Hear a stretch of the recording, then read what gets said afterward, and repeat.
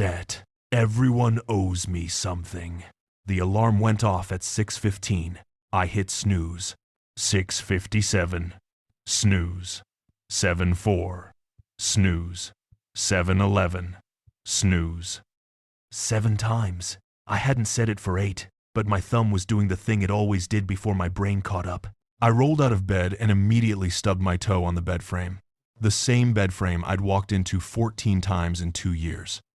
The kind of pain that makes you swear, then makes you swear at yourself for swearing at furniture. The puddle outside my apartment door wasn't there when I'd come in last night, but there it was, a lake of mystery on the tile floor of my building's hallway, my left shoe filled with cold water.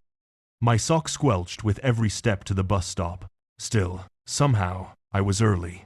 Not 5 minutes early like some kind of functional human being, but 10 minutes early.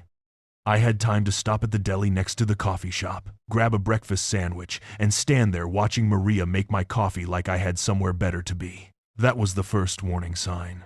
I never had anywhere better to be. Maria was already making my coffee. Medium, 2 cream, no sugar, the same order I'd ordered for 2 years, while staring at my phone, avoiding eye contact, pretending I was too important to acknowledge another human being's existence. But today, she wasn't just making my coffee. She was staring at me. "Not your usual," she said. Her voice was warm, warmer than usual, warmer than any interaction we'd ever had. I blinked, looked at the sandwich in my hand, then back at her. The sandwich is new, just trying something different. "No, I mean," she tilted her head. Her dark hair fell over one shoulder. "You're early. You always come in at exactly 7:42. I've timed it." "You've timed it?" "I notice things," she shrugged. "You're my 7:42 guy, my regular, the one who never says thank you but always has exact change." She smiled. "Not that I'm complaining. I felt my face get warm. I say thank you." "No you don't." She slid the coffee across the counter. "But it's fine. Today's on me." The cup was already in my hand before I processed what she'd said. "On you. You look like you need it." She leaned on the counter, studying me. "Rough morning?" I looked down at my shirt. Wet spot. Stubborn in places. My hair was doing something it hadn't done since I'd decided to be a person who showers in the evening instead of the morning. And there was definitely something on my face that wasn't facial hair. "You look like you need it," she'd said. She wasn't wrong. "Thank you," I said. The words felt strange in my mouth. Foreign. Like I'd accidentally swallowed a different person's manners. Maria's smile got wider. "See? That wasn't so hard." I walked out of the coffee shop with my free coffee and a weird feeling in my chest. Not guilt, exactly. Something more like confusion mixed with the suspicion that I'd accidentally done something right without meaning to. But that was crazy. It was just free coffee. I got to work 5 minutes early and didn't think about it again. 3 days later, I didn't have time for coffee. There was a lineup outside the deli, some kind of health inspection or something, so I walked straight to the bus stop and waited for the 7:45. The 7:45 was never there at 7:45. It came at 7:53, or 8:02, or once at 8:17 when I was already walking and missed it anyway.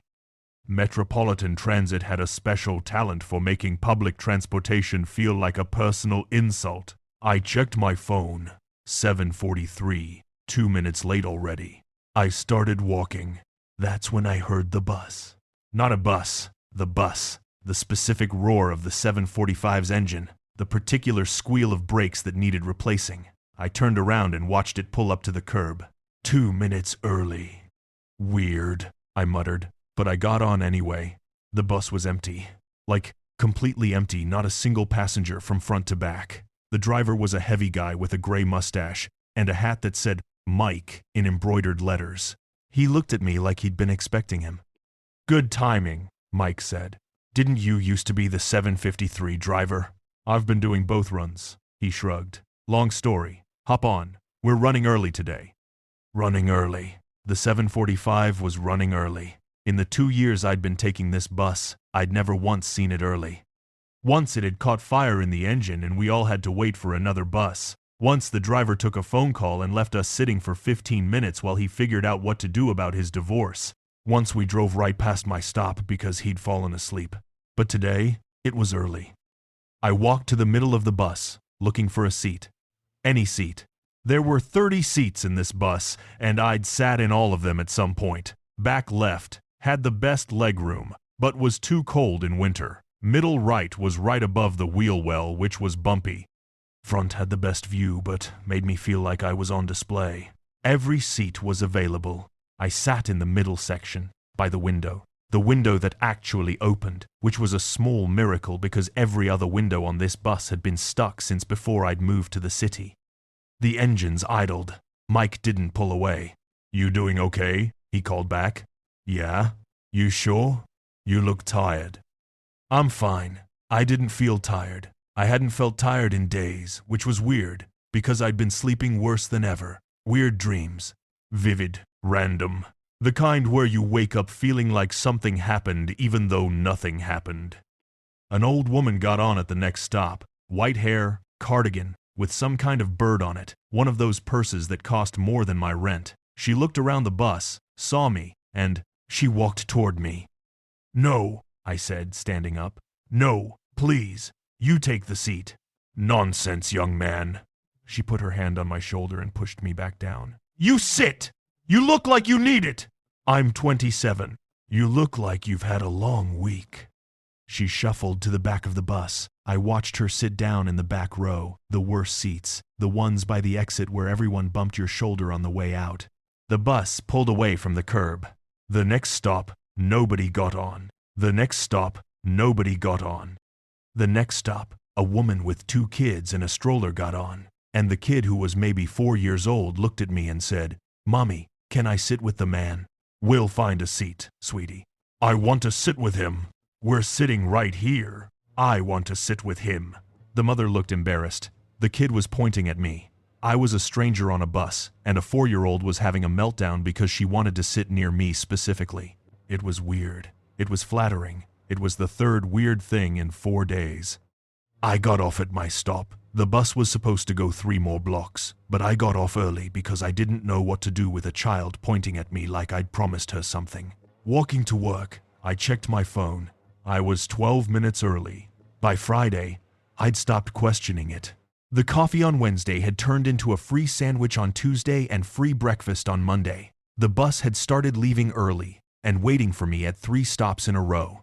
My coworker Dan, who had never once spoken to me in 2 years, brought me a donut. "Just extra," Dan said. "From the meeting. They always get too many." "Thanks," I said. "Because what do you say to a donut?" The thing about luck is that when it's good, you don't question it. When you find a 20 in your jacket pocket, you buy a drink. When it rains but you have an umbrella, you feel smart. When the date says yes, you feel charming. I should have questioned it, but I didn't. I just let the luck happen, like the luck was something I'd earned without trying. Friday afternoon, I was at my desk, doing the minimum amount of work that kept me employed. The ceiling lights buzzed. The guy in the next cubicle was on a phone call about his dog's surgery. My computer made the same whirring sound it always made. The sound I'd filed 6 maintenance requests about and never gotten a response on. My inbox had an email from Gerald. Subject: meeting. Body: please come to my office when you have a moment. G. Gerald. The G itself was a warning. In 3 years, Gerald had emailed me 4 times. Once to tell me my expense report was wrong. Once to tell me my expense report was wrong. Once to tell me that another expense report was wrong and that I needed to be more careful. And once to tell me that my expense report was right, but that he was confused about why it was right and could I come explain it. I knocked on his door. "Come in." Gerald's office was exactly what you'd picture if someone said, "middle manager office." A desk that was too big for him. A chair that was too small for the desk. A window that looked out on the parking garage. Certificates from seminars I'd never heard of. A photo of Gerald shaking hands with someone important. And a chair. A normal chair. But the way Gerald was looking at it suggested I should sit. I sat. "I've been watching you," Gerald said. "I waited for the rest. The watching you fail, or watching you waste time, or watching you do the bare minimum that keeps us from firing you. That's what bosses said before. They said the thing they actually wanted to say. The way you handle pressure, Gerald continued, the way you manage up, I think you're ready for something bigger. Something bigger. Bigger than my cubicle. Bigger than my title. Bigger than the nothing I'd been doing for 3 years. I'm sorry? Regional manager. He slid a folder across the desk. The position opened up last week. Chen left. You probably saw the email. I hadn't seen the email. I'd seen a bunch of emails, actually, but I'd been avoiding them.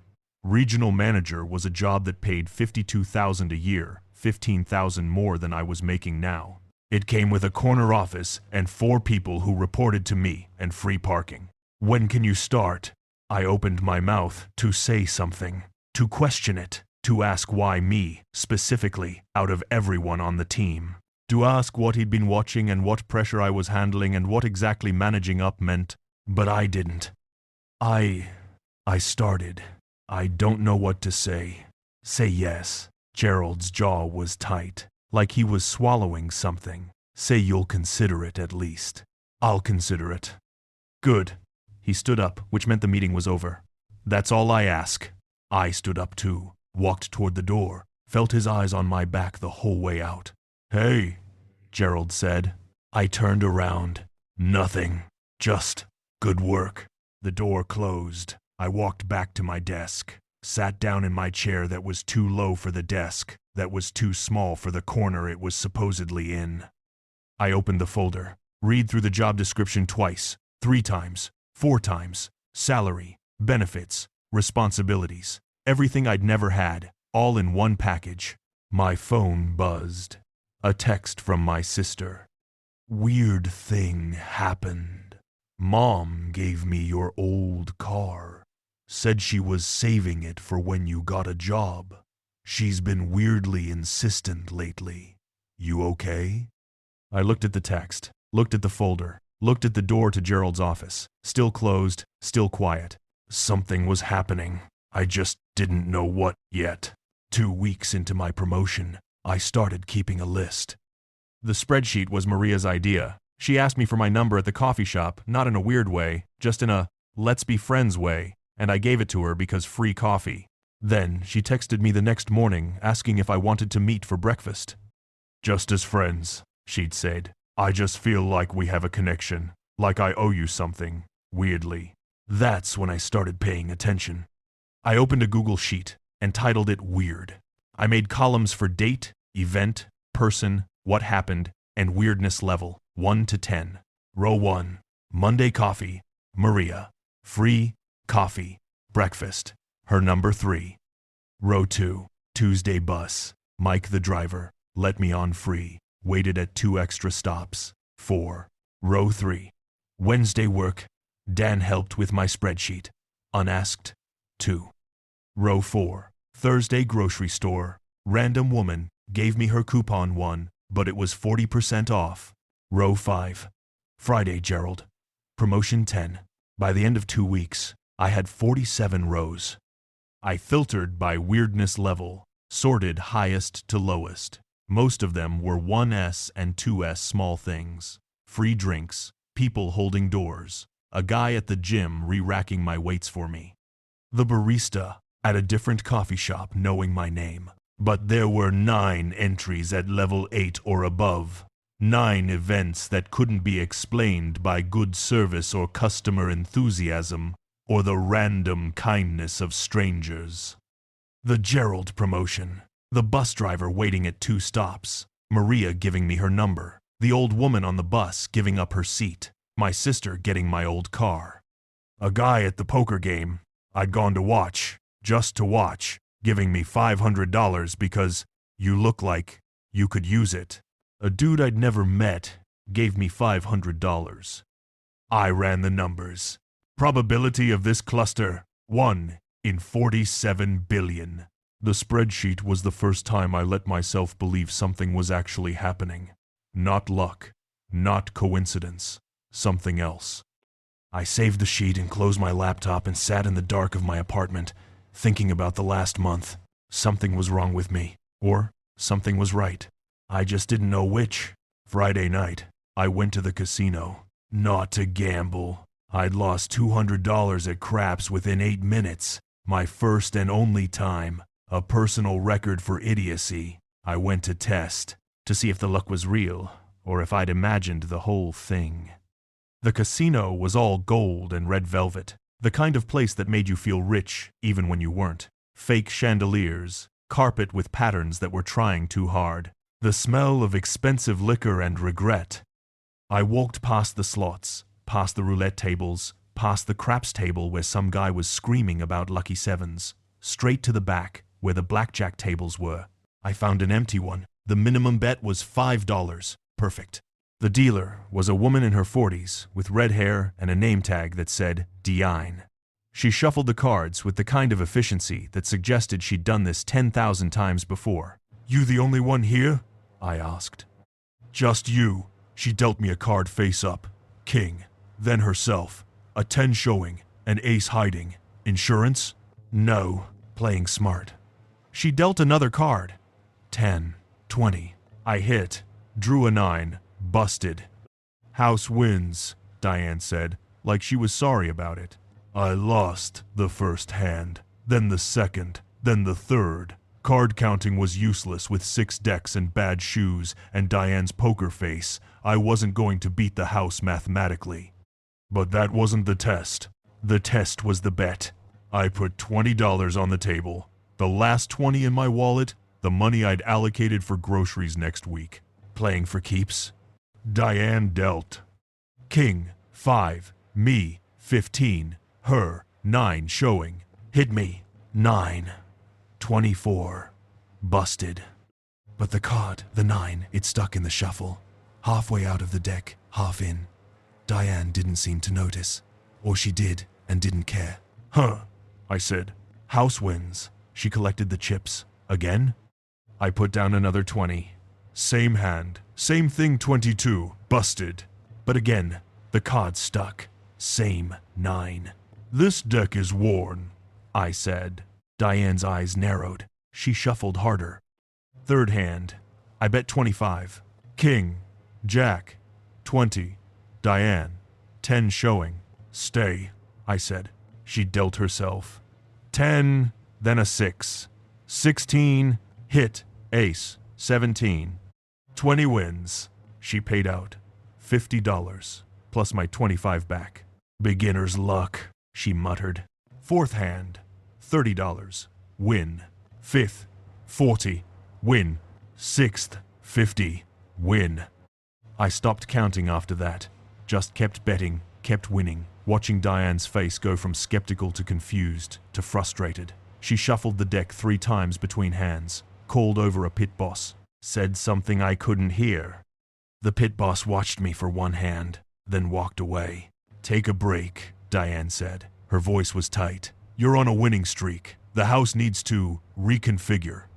I walked away with $800 in my pocket. $800 I'd made in 45 minutes, doing nothing, being nobody. The bartender stopped me on the way out. "On the house," he said, sliding a whiskey across the bar. "For your luck." I looked at the drink, looked at him. He was smiling, but it was the kind of smile that didn't reach his eyes. "You know," he said, "you look like you needed it." I was not that guy. 2 months ago, I was the guy who tipped poorly and got served last. The guy who lost at slots and complained about the odds. The guy who left without winning as per tradition. Something had changed. Something was wrong. I took the drink anyway. I started paying attention to the people around me. The spreadsheet didn't lie. Out of 47 events, 44 had one thing in common: proximity. The barista was close arm's reach. The bus driver was close 3 feet. Gerald was close 10 feet, max. The guy at the poker game was close. Everyone was close. The 3 exceptions were the parking ticket I got dismissed at the courthouse. That was just luck. The rain that stopped when I went outside. Also luck. And the time my Wi-Fi magically started working again after I'd called to complain. Honestly, that was just good Wi-Fi. The rule was simple. The closer, the stronger. I went to the farmer's market that Sunday to test it. Not to take anything, just to watch. The farmer's market was crowded, hundreds of people. Easy. Families with strollers. Old couples walking slow. kids running between the produce stands, vendors yelling about organic tomatoes and homemade jam. I found a spot near the entrance, watched, waited. Nothing happened. Then a woman walked by, mid-30s, yoga pants, tote bag. She was looking at her phone, not looking at where she was going, and she walked directly into me. "Oh, sorry," she started. She stopped. Her hand was in her pocket, pulling out her wallet, a $100 bill, folded in half.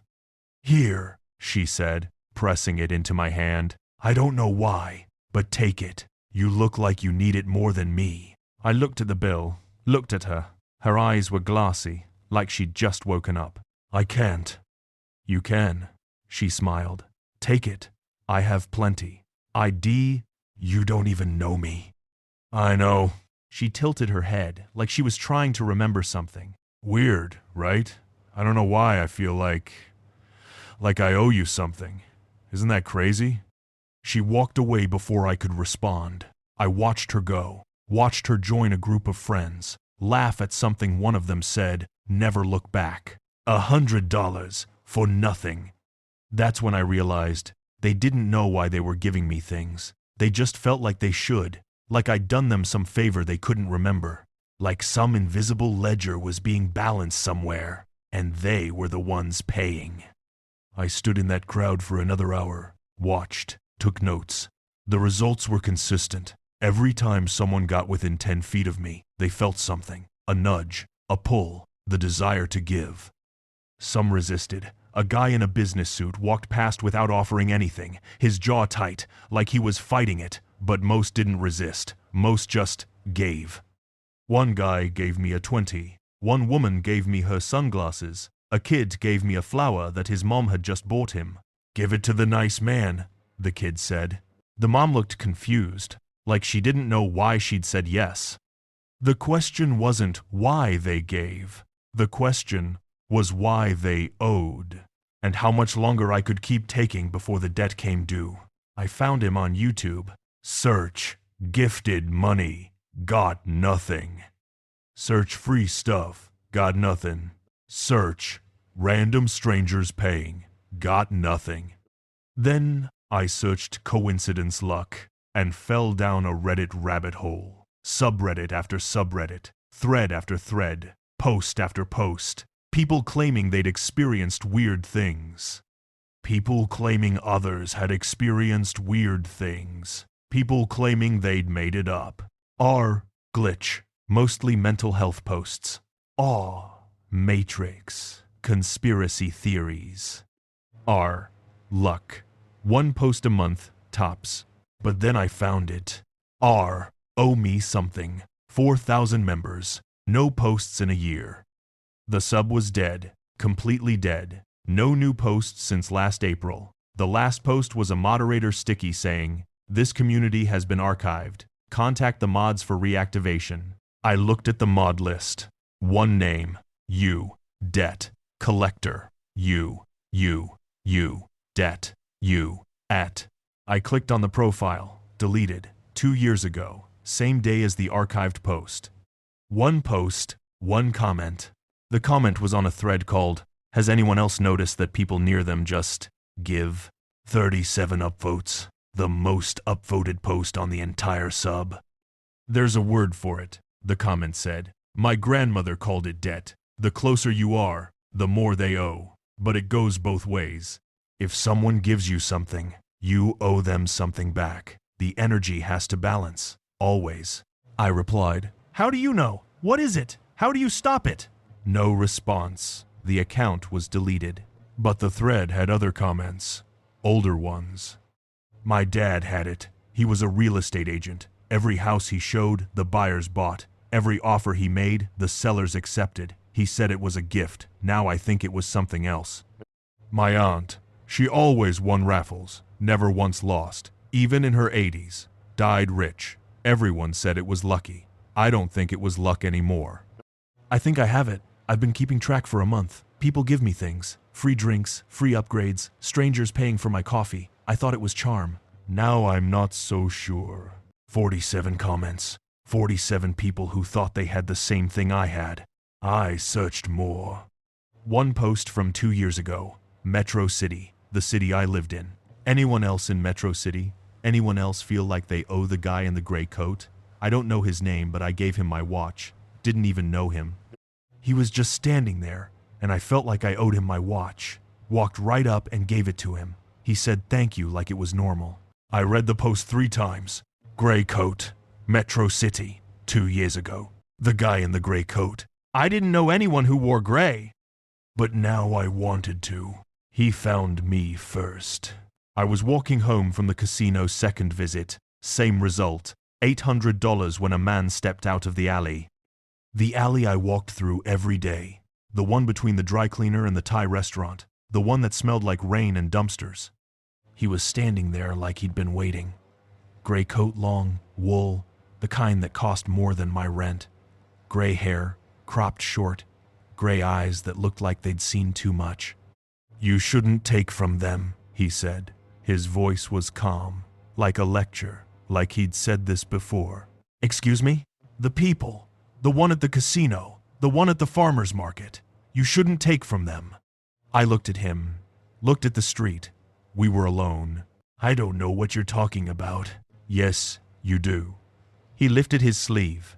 His arm was thin, veins visible through papery skin. You're doing what I did, what I still do sometimes, taking from people within 50 feet, making them feel like they owe you. That's insane? He smiled. I thought so too, for the first year. Then I figured out it's just physics. Energy flows. Balance is maintained. The closer you are, the more you take. It's not personal. It's just debt. He stepped closer. I stepped back. Every gift has a cost. Every debt collects interest. Those people you've been taking from, their luck is running out. The barista at your coffee shop, Maria, she's going to lose her job next month. Inventory discrepancies. They're going to blame her. How do you know about Maria? The bus driver, Mike. He lost his wife last year. Didn't you hear? Sudden cardiac event. She felt like she owed someone else something. Someone who made her feel like she had to give too much, for too long. No, his wife, Caroline. She was a nice woman, kind, devoted, but Mike was around you, wasn't he? Every day, and you were taking small things. Seats, free rides, small talk, but small things add up. Small things compound, and when someone gives too much, that's because of me? Not directly, but you're a drain now. Every time you walk into a room, you're pulling from everyone within 50 feet. Small things feel big to them. Big things feel impossible. They don't know why they give. They just feel like they have to. He stepped closer again. I stepped back again. My back hit the wall. I've been managing my debt for 20 years, living on the edge of crowds, taking small, giving back more. The balance has to stay even, otherwise people notice. And when people notice too much, what? They come looking for you, both of us, because someone has to pay. The street was quiet, no cars, no people, just me and the man in the gray coat and the weight of everything I'd done. Who are you? He reached into his coat, pulled out a card, simple white, handwritten words. My name is Marcus, and I'm the one who taught the man in Metro City how to give away his watch without knowing why. He pressed the card into my hand. Every debt comes due. You've been collecting for 2 months. The longer you wait, the worse it gets. But there's a way to manage it. A community. Others like us. I don't want to be like you.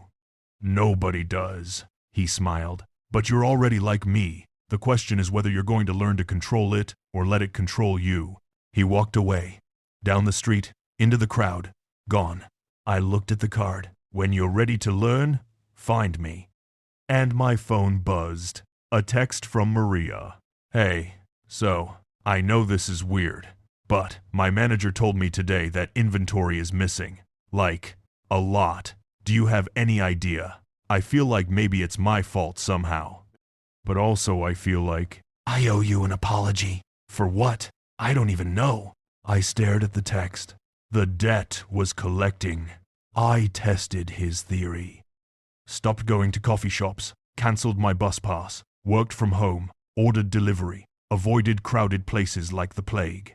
The only contact I had was through phone screens and delivery apps, and the occasional text to my sister. The debt, according to Marcus, was collecting. I could feel it, a weight in my chest, a pressure in my head, like I was carrying something invisible. The longer I went without giving, the heavier it got. A week in, and I felt like I was carrying 100 pounds on my shoulders. 2 weeks in, and I couldn't sleep. 3 weeks in, and my phone started buzzing. The barista's Instagram, fired for supposed inventory discrepancies. Weird. I've never messed up a count. I'm so sorry to everyone who's been so supportive. I'll figure it out. I looked at the post, looked at the comments. 300 messages of support. Maria had gone viral, but for being fired, not for being good at coffee. The obituary the next week. Mike D., 52, passed away suddenly. Beloved by all who knew him. No funeral arrangements have been made. Mike, the bus driver who'd given me a seat, who'd waited at the stop for me, who'd smiled every morning like my presence was a gift, because my presence was a gift. His gift to me. And now, he was gone. The news article the following day. Tech company executive arrested for embezzlement. Investigation ongoing. Gerald, my boss, the guy who'd promoted me, the guy whose jaw had been tight, whose eyes had been watching, whose something was wrong. He was in the news. Fingered. Arrested. The promotion. The corner office. The $15,000 more a year. All of it embezzled. All of it coming from somewhere. From someone. From everyone who'd given to me. The debt was collecting. I went to the farmer's market the next Sunday. Not to test. Not to watch. To find Marcus. He was there, sitting on a bench near the entrance. Gray coat, gray hair, gray eyes, watching the crowd. A woman walked by. He smiled. She smiled back. She reached into her purse and pulled out a 20, handed it to him. Thank you, she said. I don't know why, but you looked like you needed it. Thank you, he said. That was kind. She walked away. He put the 20 in his pocket. That was awful, I said, sitting next to him. What you just did. What I had to do. He didn't look at me. Balance. She's fine. She's happy. She got to feel good about giving. That's the trade. 1. The trade? You give without taking. You leave the debt balanced. When someone gives you something, you give them something in return, even if they don't know why, even if they don't remember. The energy has to flow both ways, or it stops. You're saying I need to give back. I'm saying you need to equalize. Every time you take, you give back. Every time someone owes you, you owe them. The closer they are, the more you give. The further they are, the less you owe. He finally looked at me. His eyes were tired, heavy. You took from Maria for 2 months. Free coffee, free time, your number. She gave and gave and gave. And what did you give her? Nothing. And now she's fired, her reputation is gone, and she's wondering what she did wrong. I didn't say anything. You took from Mike for a year. A seat, a smile, small talk. What did you give him? I didn't know. Nothing. And now his wife is gone, and he's wondering why his luck ran out. I couldn't breathe. You took from Gerald. A promotion, a raise, a future. What did you give him? I didn't ask for. Nothing. And now he's in jail, and everyone who worked for him is wondering if their jobs are safe. He stood, tossed me a business card, handwritten. When you want to learn, find me. The debt is collecting. It's not going to stop. The only question is whether you're going to learn to manage it or let it manage you. I watched him walk into the crowd, watched people part for him, watched a woman hand him a flower that her kid had been holding. Not because he took, because he gave first. Then I walked the other way, but I kept the card in my pocket. A month later, I don't work at the coffee shop on Maple Street anymore. I don't work anywhere officially, but I've been doing Marcus's thing, the community thing, the balance thing. It started small. I went back to the deli that had been closed for health inspection and slipped the owner $100 in an envelope. Left it in the mailbox with a note. For the new start, no strings. The next day, the deli reopened. I went to Mike's funeral. Stood in the back. Nobody knew me, but his wife Caroline's sister looked at me like she recognized something, like she felt something. I didn't know him well, I said, but he was kind to me. He was kind to everyone, she said. It's a shame, such a sudden thing. I handed her a card, like Marcus had handed me.